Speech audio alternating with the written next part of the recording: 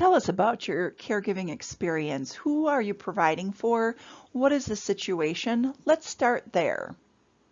Okay, well, my name is Cindy, and I have been helping my father care for my mom. She has Alzheimer's. She's had it for several years now. I think, we looked back, wondered when did it start. I think we're at 7, maybe going into 8 years. Then at the beginning of this year, uh, I think February, is when my dad was diagnosed with stage 4 lung cancer. So my role changed significantly when that happened. Um, Dad was the primary caregiver. That's how I viewed it for my mom. But now Dad and I are both seeing mom's condition getting worse as time goes by, and we're getting, into the seventh, eighth year. So things are happening and getting worse with her more quickly. And Dad is more limited with what he can do because of his cancer. He's still pretty, he's functioning. He's moving around. He's doing better than I expected from when we found out the diagnosis, but he's still limited. His breathing is giving him trouble at times. So I didn't I didn't really relate to the term of caregiver as myself. I thought that was dad, and then dad was doing dad for himself because I'm not living in the home with them. And that's what I thought a caregiver was, that someone that is living it day to day 24/7. And I'm not there that often, the 24/7. I'm there quite often, but I didn't relate to the term of caregiver as myself. So that's interesting. And we find that this is very common. So you connect with it now. Do you recognize yourself as a caregiver? Oh yeah. I now know what being a caregiver is all about. I'm sure there's more to come, but I definitely do see my role as the primary caregiver. It's just not what I expected. There's so much more that goes into caring for a family member. I was more used to um, before dad's diagnosis, it was let's make sure we spend enough time there and spend time giving dad breaks. We would go out for music in the park pre-COVID. We can't do that anymore. So we're like, okay, now what can we do? And what do they enjoy doing? They love their ice cream. Mom loves her ice cream. So we take rides for ice cream and do the drive through, or we sit far away from people, or we just have, meals, simple meals at their home together with my kids as our family unit because of COVID, or out on the patio. And then, it changed, and we had to add in because of dad's diagnosis, but he can't go shopping because of his limited breathing. So I've added in shopping. We also are doing, cleaning for mom and dad, laundry. Dad's doing it. I try to keep him from going up and down the steps, but you can only stop them so much. And yard work. And then, of course, taking my dad to his appointments. And then, on top of that, as a caregiver, I didn't realize and think years back to planning for all of the what ifs, Terry. It was, um, what if something happens first to dad? What do we do with mom? Do they both come live with me? Will one come live with me? Um, what I've been able to do with you and through the ADRC, helping me kind of lay that groundwork and thinking through. I quite often found myself saying, and asking myself those questions. What will I do if something happens to dad first? What will I do if something happens to mom first? Um, I've now been able to plan with the help of you and all the resources, and kind of lay that groundwork. And I just feel so much more rest assured. And I don't feel like I have these black clouds following me every day. I've taken care of it, and then it helps me deal with the everyday things that we've got going on a lot. Yeah, so let me ask a question. So you see yourself now as a caregiver, but you didn't before. Was it anything in particular that flipped the switch for you? What was there like an aha moment? I don't know if there was an aha moment. I think it was probably more the diagnosis of dad and realizing that I had to step up my game. There's a lot more going on here now. And I can't do it. I can't do it by myself. And that's why I really am so fortunate to have you guys, and the help that you've given me, because I would not have been able to do it alone. And yeah, I think it was really, and knowing that my mom, I wanted to get her over to Curative as one of your programs that you guys recommend. And I hadn't done that. Looking back now, I feel like I was being selfish. I think I was the one that wasn't ready for that. I think mom was. Dad pulled back a couple of times, and it took us a long time to make that happen.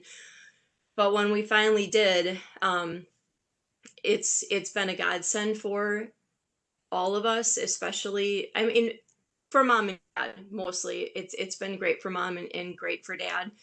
And I think, again, to answer your question, I think it was mainly just the dad's diagnosis and realizing we really needed to change things up.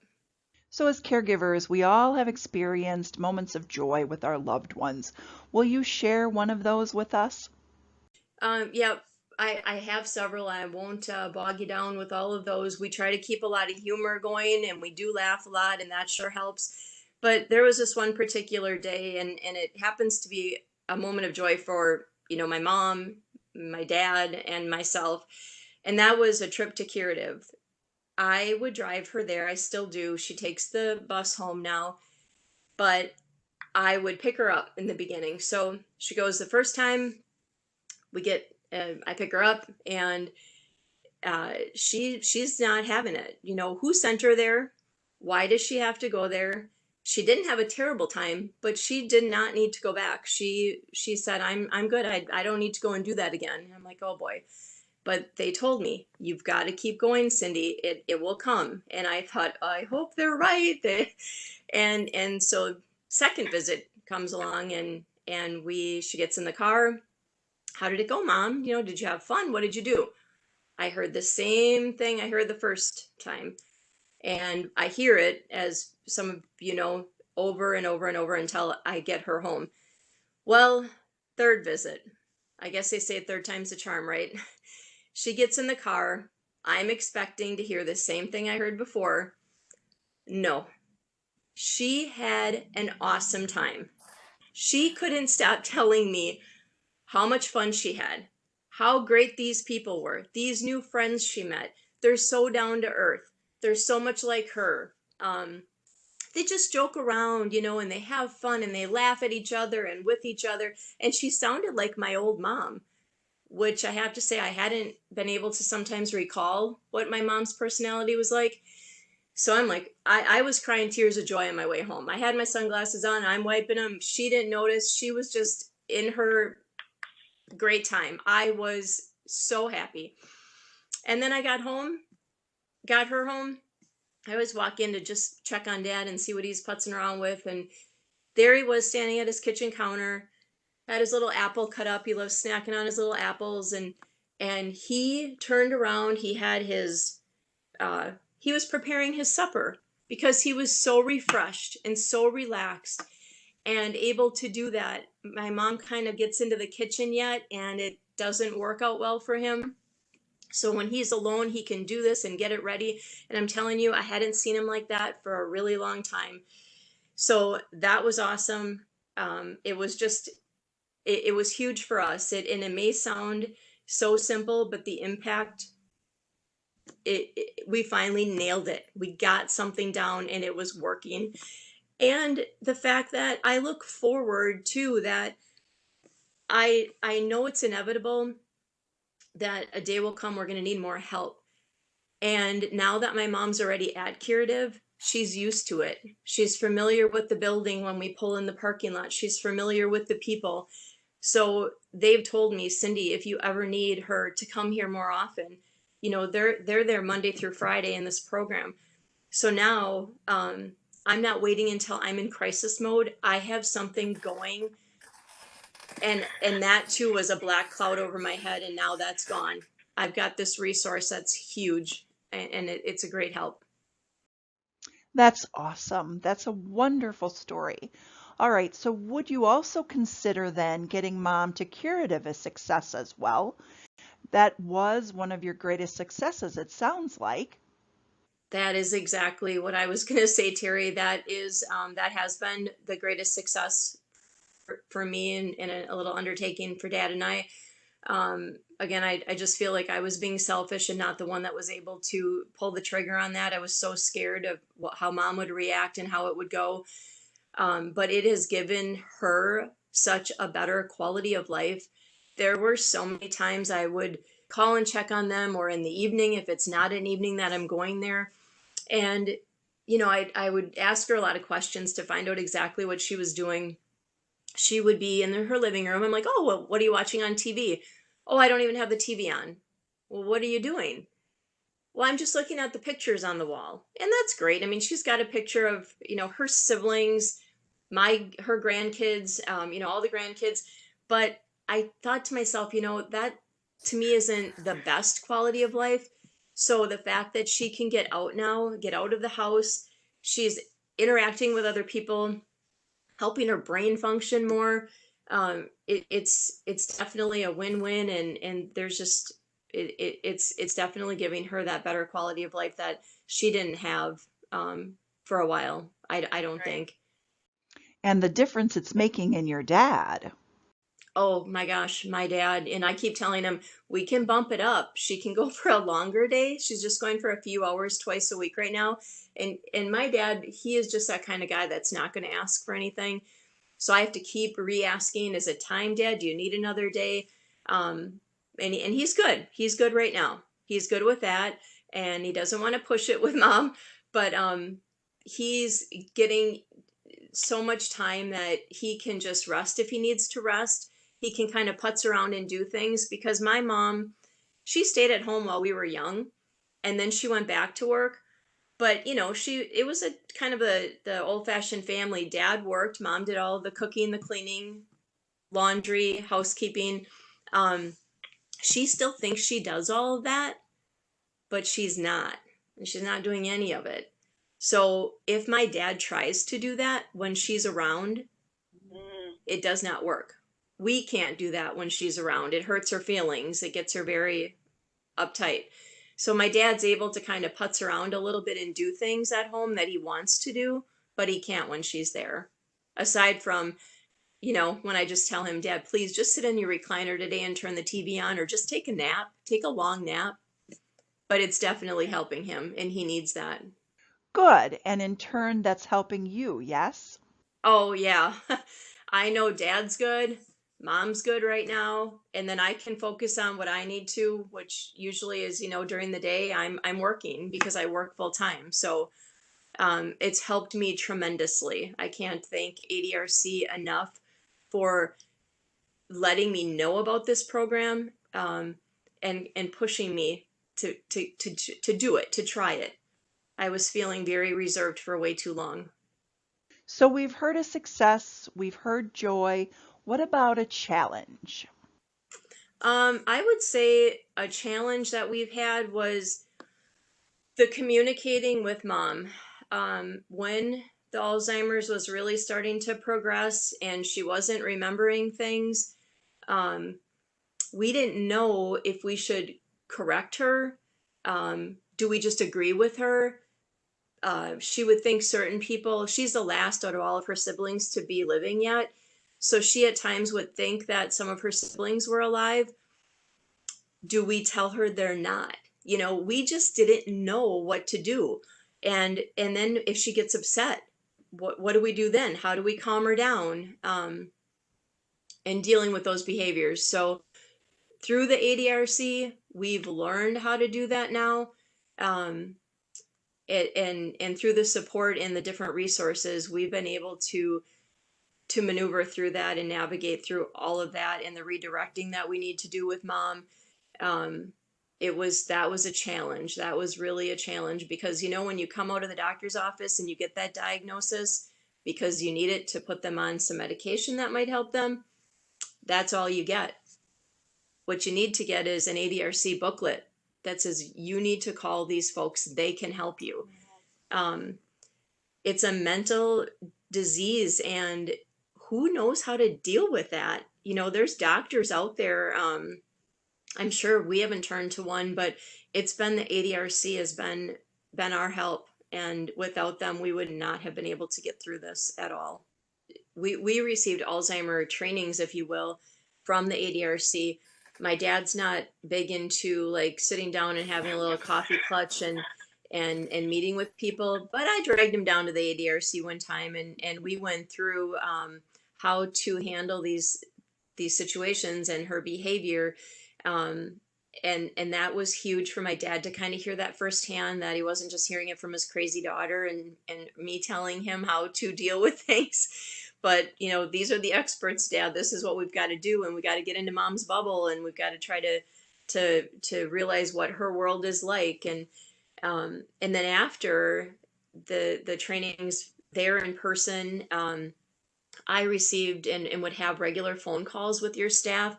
Um, I've got a bad memory here, but we went on for weeks where I would have twice a week, it might have been, and then it was once a week phone calls just on, again, how to handle other situations that might have come up, or literally just to get me through what we're going through. And I had said I think I said it to you, Terry, and I've said it to your staff, that I need to call the EAP, my employee assistance program. I need a counselor. I need help. I think I'm, some days just so overwhelmed. And like you said, you just get so busy, and you're trying to maintain your own household, and you're trying to raise your family yet. My kids are older, but they're college and high school, and they're still around. It's a lot to try to do. And I've never had to call the EAP. I would still recommend people do that. I'm not saying not to do that, but ADRC has become my EAP. I really appreciate that you guys had told us about the grants and whether or not Dad would qualify, and we went through that process. And then now, and I'm in the midst of getting our Medicaid. I don't know about any of these things. I just maybe I should have, but I didn't. So in that kind of laying that groundwork and trying to plan for their future, my parents set a lot of things up, and they live pretty frugally, but they have their will. They have their funeral planned, but they didn't really have a plan for, well, if we end up in Cindy's care, what should we have Cindy do? Should we live with Cindy? Should we live in a assisted living?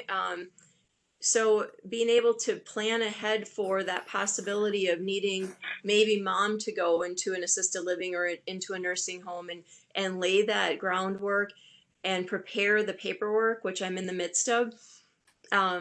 There again, and they told me too, you can plan for all of this, but it doesn't mean you're locked in, which I didn't know that either. So again, I feel like I'm just marching forward with you guys helping me and kind of pushing me along here and getting all of that laid out. And then if I don't need it, I don't need it, but I have it ready, and I'm able to plan. And I thank you guys for that and letting me know about those things. And what peace of mind, right? Knowing that if you need it, it's there. I don't like being in that reactive mode. I've been in that mode at the beginning, and well, I should say in the middle of this Alzheimer's with mom.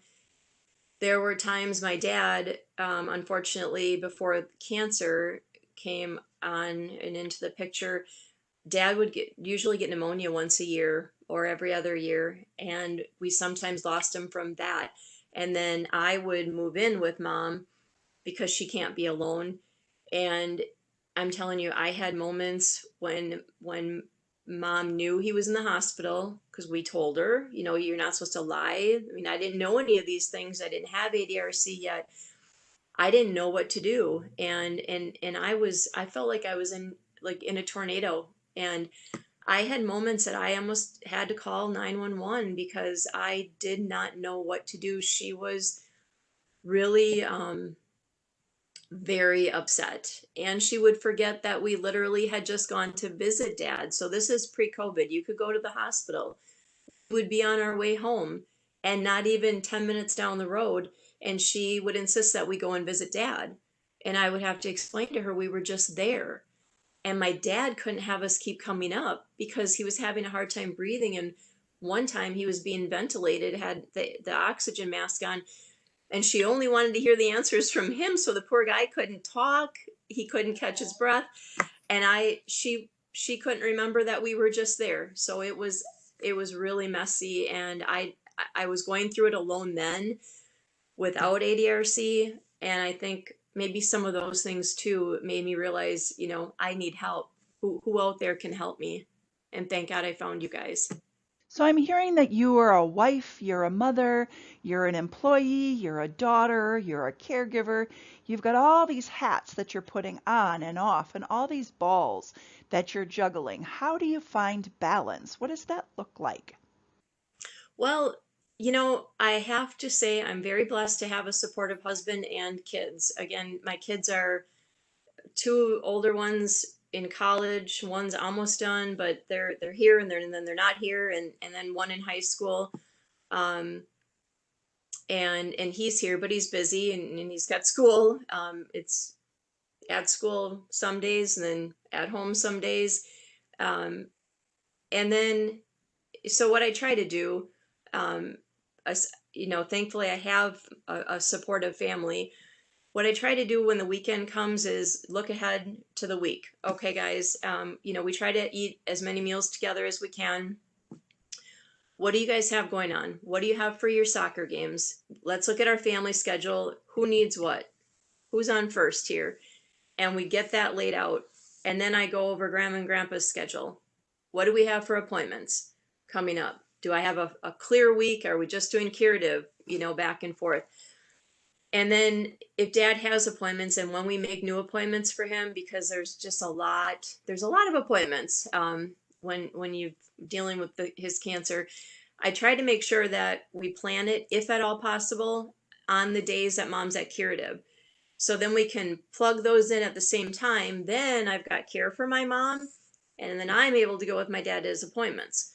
Because even you might relate when you go to an appointment, you leave and, oh, what did the doctor say again? My dad can't always remember what he said, or he'll come home and say, everything's fine. Everything's not fine. You have stage 4 lung cancer. Where are we going next with this? So it's great that I can, go with him to those appointments because I can have mom at curative, and I try to balance it that way. It doesn't always work. And then we go to plan B if we need to. And I just try to make sure that we have the big things covered. You got to worry about the big stuff in life and the big events that you know of during the week. And then everything else will fall into place. The grocery shopping. Oh, you know what? We went on the weekend, but guess what? We forgot we needed a loaf of bread. Um, Mom and dad used to shop every day for groceries. They still kind of are in that mode. So I'm trying to get dad to, make your list, but no, I will go in a heartbeat if you all of a sudden run out of milk, you run out of bread or eggs, anything. Okay, guys, I've got a grandma and grandpa list. What do we need here? And we try to do it all in one swoop. So I'm probably not the best at balancing it all, but so far it's working out. And honestly, I'm going to say it again. It's all due to ADRC and all of the help that you guys have given me and kind of making things more structured. All right. Do you have a message of hope or encouragement or wisdom that you would like to share with other caregivers on this journey? Well, I would like to say that, if you need to reach out for help, you should do that. And you should not try to do this alone. It doesn't mean that you failed. I think I thought well, I don't want to say in the beginning of this, but when I started to feel the heat and I needed some help, and things were really starting to kind of come down, and I thought, I just got to suck it up. That's life, deal with it. This is part of taking care of your parents that you knew would come someday. If you can't do this, what does that mean? That I failed, and I found out, and I look back now and I go, what in the world was I thinking? Because no, it doesn't mean that, Cindy. It doesn't mean you have to do it yourself. So don't burn yourself out. Know that there is help out there. You don't want to burn yourself out. And I had to say to myself at one point, if you burn out, then what? Then who's going to be there for mom and dad? So it really kind of hit me and made me wake up that I need the help, and it's not a bad thing to reach out for help. And I was silly for thinking that I was failing them by not getting more support. It takes a village. And I'd also like to just tell people that um, when dad was diagnosed with cancer, we made a decision, dad and I, that we're not going to tell mom that he has cancer, that he has lung cancer. She had a hard enough time dealing with the fact that he would go into the hospital when he did for his pneumonia and maybe not making it out. And so many nights when I'd lay in bed with her and spent those weeks with her, she thought he was gone, and it was hard. It was really hard for her. And I would say, so we decided as a family, we're not going to tell mom that. Well, I think I've had some family members, some relatives, and we love them all, but that didn't understand that decision, but they're not in it like we are. And just from their look, it was, you're not telling your mom that her husband has cancer. So do what works best for your family. Don't get caught up in what others might think. You do you. Do what's best for what's going to make your family unit work. Um, and don't try not. It's easier said than done. It bothered me for a while that I felt, and I was questioning myself and if we were doing the right thing. Um, it's wasted energy. Move on from that if you can, and just do what works best for your family. And you guys are the ones that know that the best. That is one of the best messages that caregivers need to hear. Do you know what I'm saying? That if you ask for help, it doesn't mean you failed. That is so huge. And that your family may not agree with your decisions, but you've got to do what's best for you. Is there anything else you'd like to share with other caregivers who might be watching? I found that it's also helped to kind of be all in the moment. And when you're caring there, when I'm there and I'm caring for them, or just alone with my mom or alone with my dad, I had somebody tell me years back, I went to a seminar for a weekend, a retreat, and right away they told us, because we're all ladies who are all chattering, oh, I wonder what we're doing tonight, I wonder what this weekend, what's going to happen. And well, right out of the gate, they told us, we want you to not anticipate, but participate. And that saying has always stayed with me. I love that because it works for me. I'm always looking ahead, and I do it in my work sometimes. I do it in my family all the time. You might not be paying attention to the person you're talking to because you're thinking about all these other things you got going on. Um, and even as simple of a thing like driving my mom to Curative, I take her through Baird's Creek. The colors are changing now. We love to talk about that. We look at people's yards and the beautiful flowers, and even though it's a short little trip, I want to be all in instead of thinking about, oh, I really need to get back to work and back, I'm working from home now, um, and worrying about my emails piling up. So I keep telling myself, quit anticipating and just participate and be in the moment. And I know, again, that might be easier said than done, but you're there, make the most of it. Yeah, time well spent. So that was it. Don't anticipate, but participate.